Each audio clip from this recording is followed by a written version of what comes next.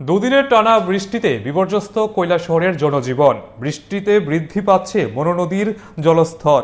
শহরের একাধিক নিচু এলাকা ও রাস্তা জলমগ্ন হয়ে পড়েছে। কৈলাসহর শহরের নতুন কালীবাড়ি, কোর্ট মার্কেট, উত্তর কাছেরঘাট, পাইতুর বাজার সহ বিভিন্ন এলাকায় জল জমে যাওয়ায় সমস্যায় পড়েছেন মানুষ।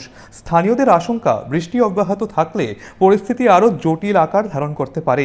অনেকের অভিযোগ, আগে মহকুমা প্রশাসনের পক্ষ থেকে সামাজিক মাধ্যমে মনো নদীর জলস্তরের নিয়মিত আপডেট দেওয়া হতো। এর ফলে মানুষ আগাম সতর্ক হতে পারত। বর্তমানে সেই ব্যবস্থা না থাকায় উদ্বেগ বাড়ছে বলে স্থানীয়রা জানিয়েছেন। আস্তে আস্তে নদীর জলটা অনেক বাইরে গেছে। এই উদানে অনেক বৃষ্টি হইতেছে, এই খবরও পাইছি। প্রশাসন থেকে আগে তো যে এসডিএম সাহেব আসলো, ঘন্টায় ঘন্টায় একটা রিপোর্ট দিত, বিপদ সীমার আশেপাশে জল আইলে, এতে পাবলিকের অনেক সুবিধা হইতো। এখন তো কোনো আমরা রিপোর্ট পাই না, যেমন সোশ্যাল মিডিয়ায়, ফেসবুক, হোয়াটসঅ্যাপে কোনো রিপোর্টই পাই না। আগের এসডিএম তো এগুলি দিত।